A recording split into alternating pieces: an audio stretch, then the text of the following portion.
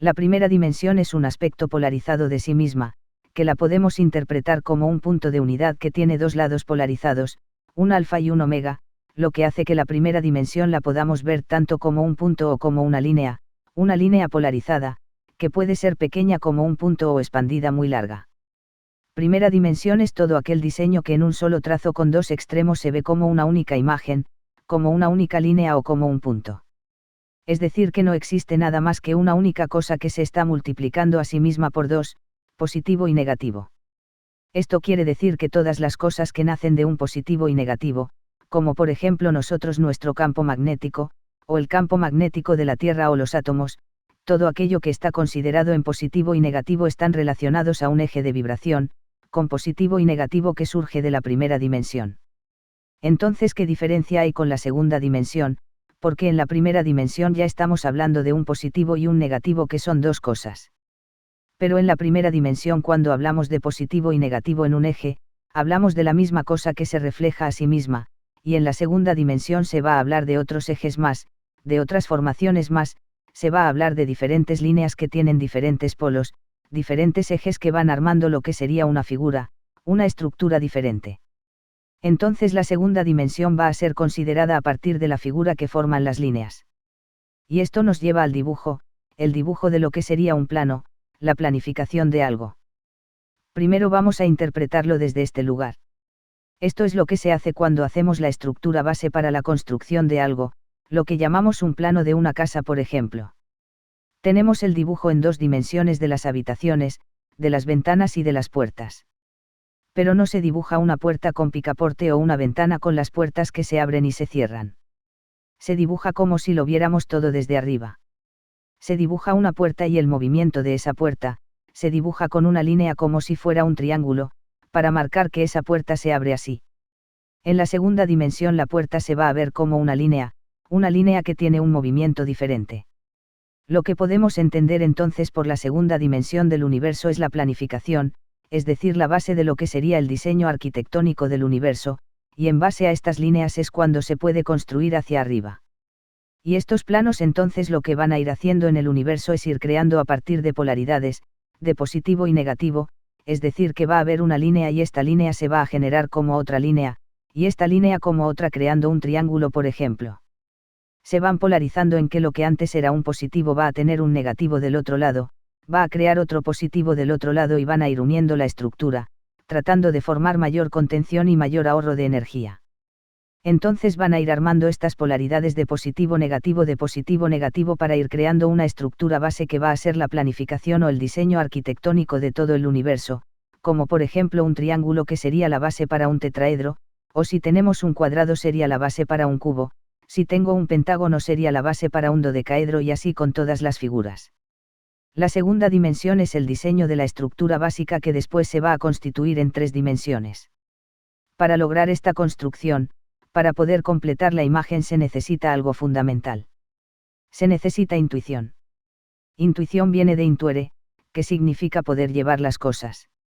La clave de la segunda dimensión es la imaginación. Porque para intuir, se necesita llevar las cosas hacia mí, unir las cosas hacia mí y prever por dónde vamos a unificar esas cosas. La imaginación es la clave en toda planificación.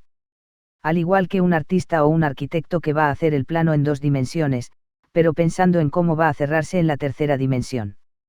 Es decir, que la clave para entender cómo funciona la segunda dimensión es tener imaginación de cómo esa estructura va a ser vista en otras dimensiones.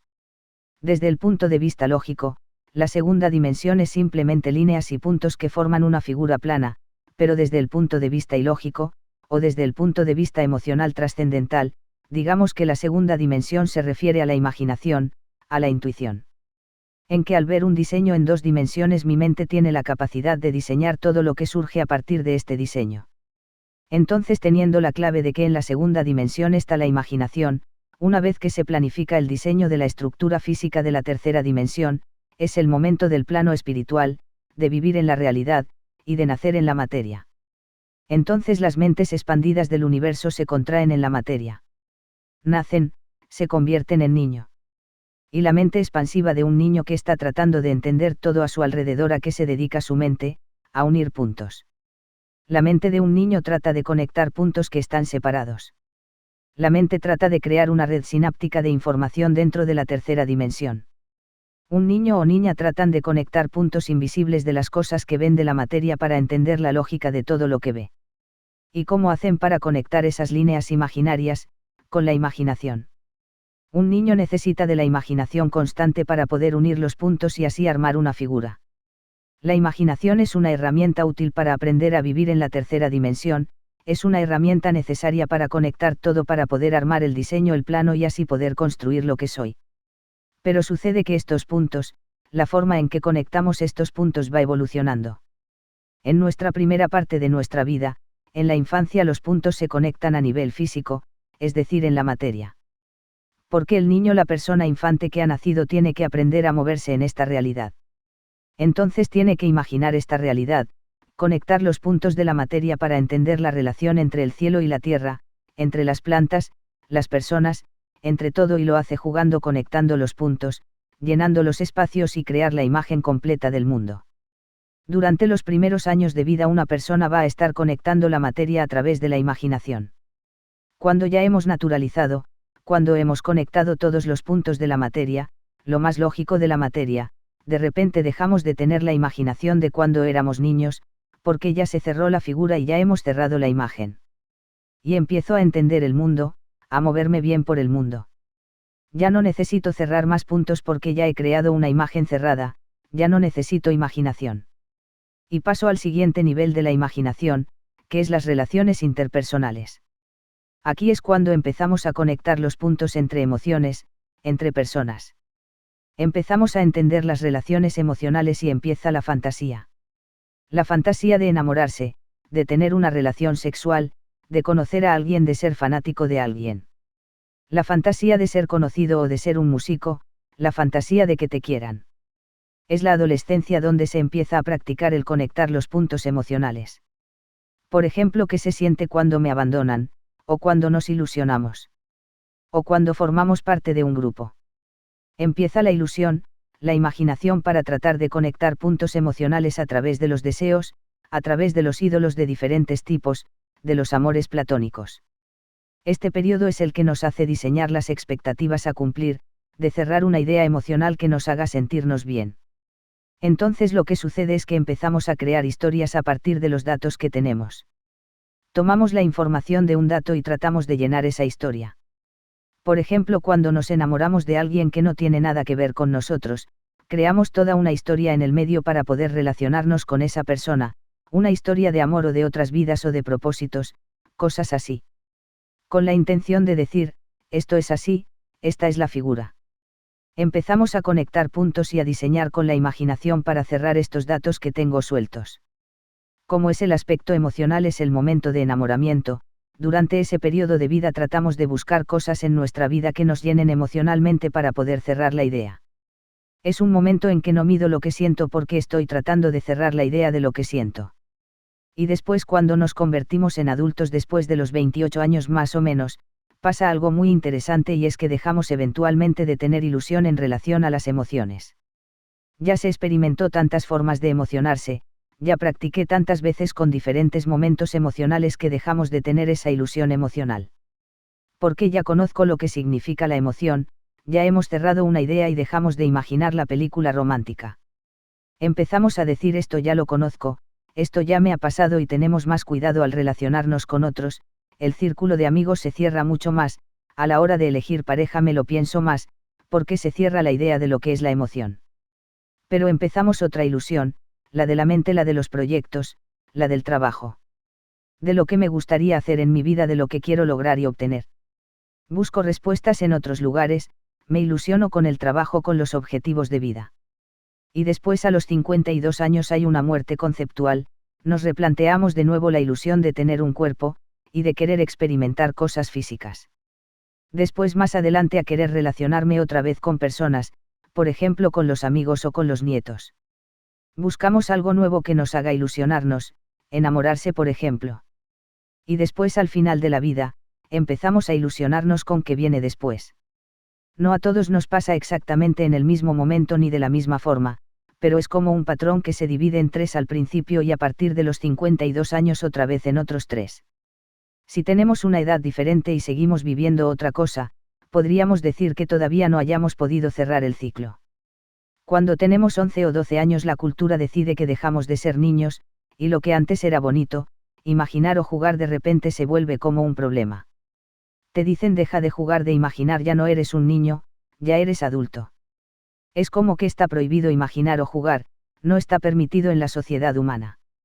Y cuando eres adolescente vives una etapa de estar perdido por las emociones, vives un montón de crisis emocionales y llega un momento entre los 21 y los 28 años, que el mundo te dice deja de soñar, deja de vivir enamorado de la vida porque la vida no es así, hay que trabajar y ponerse las botas, hay que centrarse para ser alguien en la vida. Y cuando nos hacemos adultos y empezamos a hacer algo útil para nuestras vidas, teniendo proyectos, ilusiones, la sociedad otra vez te dice, si quieres hacer eso tienes que trabajar muy duro, tienes que conseguir mucho dinero, tienes que conseguir muchos permisos del Estado, no puedes hacer lo que se te ocurra. Empiezan a matar las ilusiones de los proyectos personales en pro de los proyectos colectivos que establece el Estado. Por todo esto fíjense que la vida son puntos que hay que conectar para crear una imagen. Pero el humano cuando logra conectar una imagen la corta. La corta para crear otra, y de repente tenemos la infancia por un lado separada de la adolescencia, y la adolescencia separada de la adultez y la adultez de la vejez. Como si fueran cosas diferentes, que no tienen que ver la una con la otra. Como que tenemos que dejar una para ser la otra, desconectamos los puntos. Pero para que realmente la vida tenga sentido lo que tenemos que hacer es conectar los puntos y las líneas de todo el proceso.